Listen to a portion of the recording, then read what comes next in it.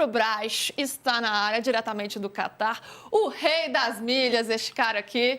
Olha, chegou! Convite. O Bruno Braz ou o convite? O Braz chegou também. Meu convite chegou. Meu convite chegou. O Bruno Braz é bem, gente. É Bruno. Falou que não chegou, não. É Bruno, é B.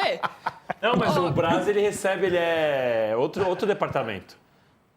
Ele é arroba All-in, que a gente não é arroba All-in. Tô a favor da galera do Rio aqui, não esqueçam da gente. Agora complicou. Agora ferrou.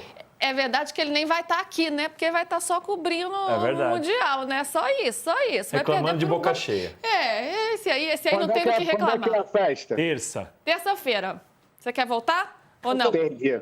Você troca? Você volta em vez de fazer a final? Não, porque vai ter um Flamengo e PSG nessa final aqui. Eu quero ver esse jogo. Boa. Bruno Braz, e vai ter um Flamengo e PSG, se vencer o Pirâmides no sábado, é claro, mas porque ganhou ontem, né? Não foi um jogo fácil, né? Foi um jogo que o Flamengo teve suas dificuldades ali, especialmente no primeiro tempo, mas depois o negócio desenrolou, a Arrascaeta fez 2 gols e o Flamengo passou dessa fase, passou dessa estreia. Hoje já teve treinamento, ou seja, o time já está focado no fim de semana e quero saber já o que está rolando hoje, né? O que rolou hoje no treino. A dúvida que todos os dias eu te pergunto, já deve estar cansado. E o Pedro e tal? Pedro, eu sei que hoje participou da atividade. Será que temos alguma esperança de contar com o Pedro já na semifinal? Ou, de repente, na final também? Pois é, o torcedor do Flamengo que foi dormir feliz, né, com a vitória do Flamengo ontem, uma vitória suada, né, de passagem, mas o que importa é que passou. Teve uma boa notícia hoje já, que foi o Pedro participando com o grupo com bola pela primeira vez depois da lesão, né? As outras atividades que ele tinha feito com bola foram na companhia dos fisioterapeutas, né? Então era mais uma questão ali do processo de recuperação. Hoje, pela primeira vez, ele não tinha fisioterapeuta do lado dele, estava junto dos companheiros e, assim, o tempo que a gente acompanhou a atividade, né? Não é muito tempo, né? Hoje em dia a gente acaba acompanhando só por 15 minutos, mas no tempo que a gente acompanhou, ele aparentou não ter nenhum tipo de limitação física, o que aumenta a expectativa de talvez ele conseguir jogar essa Copa Intercontinental.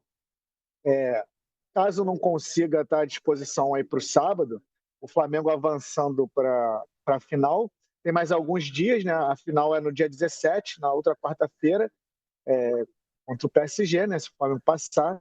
Então, assim, o Pedro teria mais alguns dias de recuperação, mas eu já acho até que ele pode até, de repente, ficar à disposição para o jogo contra os egípcios no sábado. Lembrando que ele já ficou no banco ontem, mas não tinha condições de jogo, tá? Ele ficou ali, sentiu o gostinho, mas ele não tinha condições de entrar em campo ontem. Só que hoje já treinou com bola, então, assim, ele gera essa expectativa boa aí no torcedor de, quem sabe, contar com o seu camisa 9, né? Seu centroavante aqui no Intercontinental. Ô Braz, outra apuração que você traz no All Sport também, né? Foi o que atrapalhou o Flamengo nesse jogo de ontem, que não foi um jogo fácil. Eu achei muito curioso, porque um dos fatores, né, o que virou ali conversa de vestiário, foi o gramado. O gramado estava ruim? Não, o gramado era bom. E isso que foi o problema. Como é que foi essa história?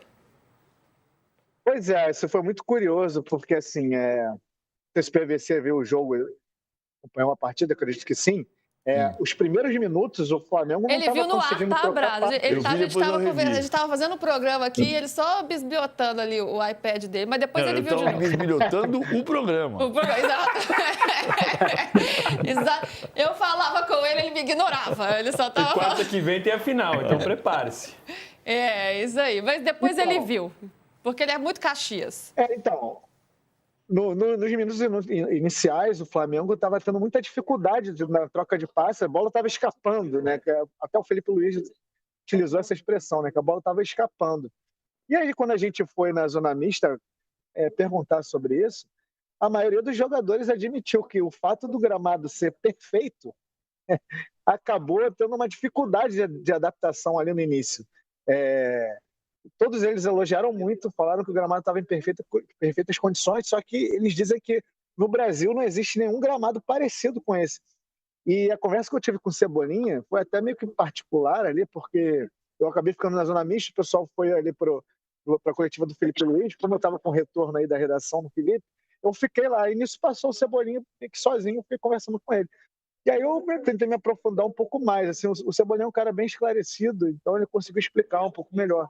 Falei assim, tá, então me explica qual a diferença do gramado daqui para um gramado bom do Brasil. Aí ele citou, por exemplo, a Neoquímica Arena como o melhor gramado do Brasil. Só que ele falou que nem a Neoquímica Arena chega perto do gramado daqui, que ele diz que os gramados do Brasil são mais secos. Então ele viu essa como a principal diferença. Depois o Léo Ortiz também admitiu que demoraram a se adaptar por conta do campo. O próprio Felipe Luiz também citou bastante a questão da bola. Ele falou que a bola era muito lisa. E aí também foi outro ponto que fez a bola escapar do pé dos jogadores na análise deles. E o campo de treinamento deles é que também é igual, é perfeito, cara, é um tapete. Ontem eu até botei a mão na mão e falei, cara, será que isso aqui não é sintético? Não, mas não era. Depois eu perguntei lá, né? De fato não é realmente perfeito. O único, né? E aí não curiosamente, né? O Alexandro que...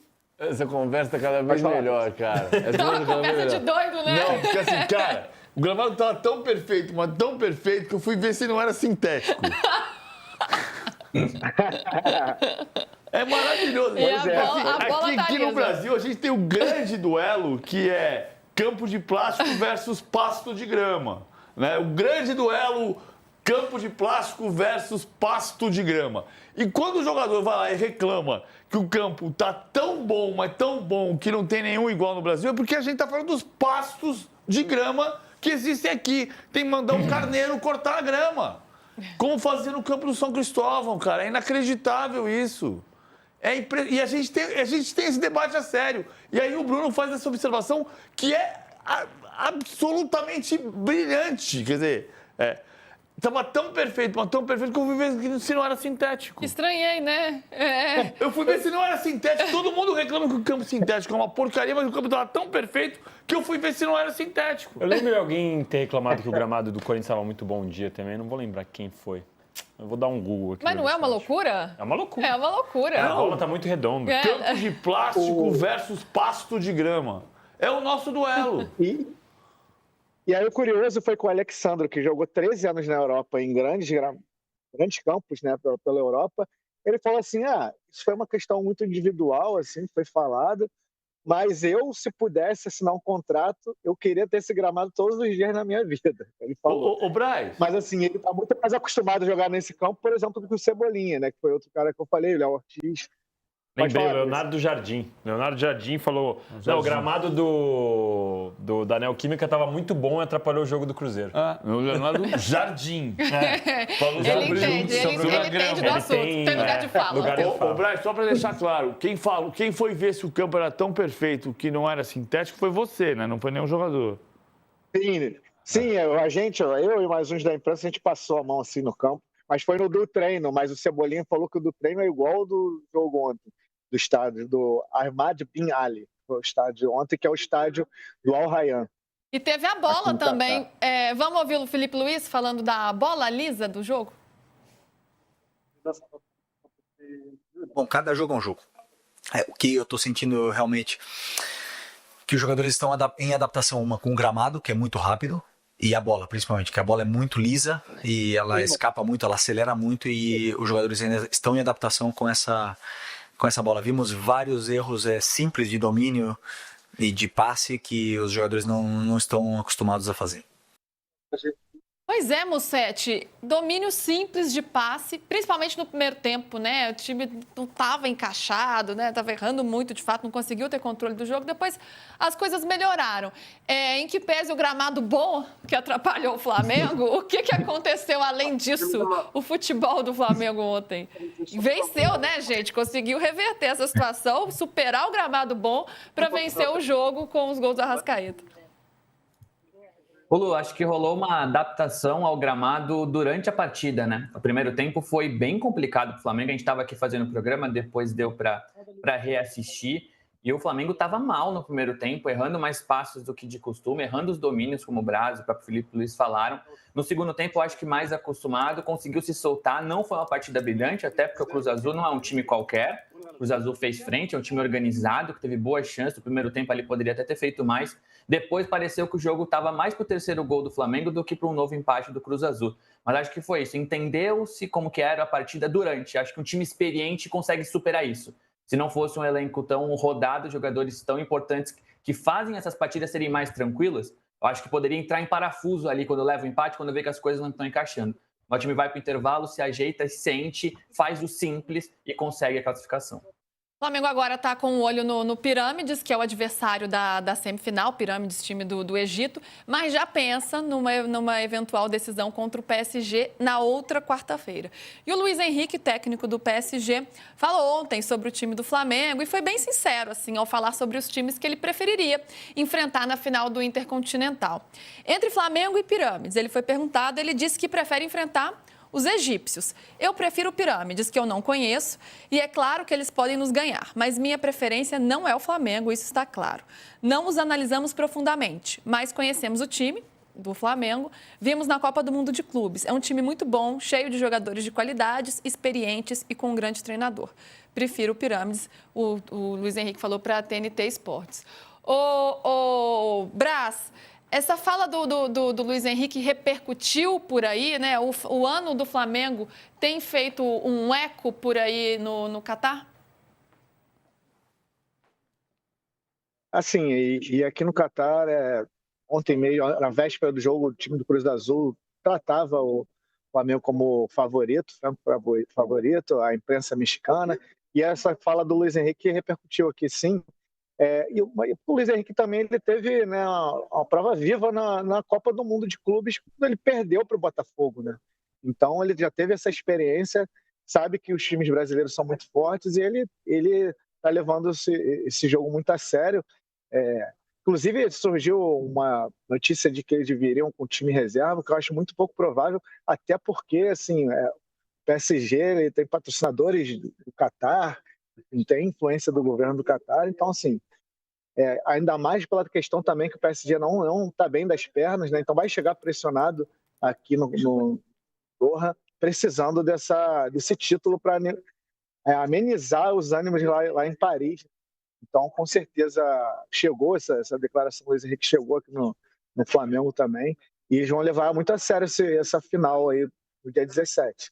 Só para complementar a questão do gramado, o ponto positivo para o Flamengo é que tanto o jogo contra o Pirâmides como a final, no dia 17, vão ser no mesmo estádio. Então, assim, o Flamengo já vai estar mais adaptado, né? Já jogou ontem, então não vai ter mais aquela questão, né, do primeiro jogo, da adaptação, já se adaptou um pouco mais, já está treinando já há alguns dias aqui num campo parecido, então isso pode ser uma vantagem para o Flamengo. Falou.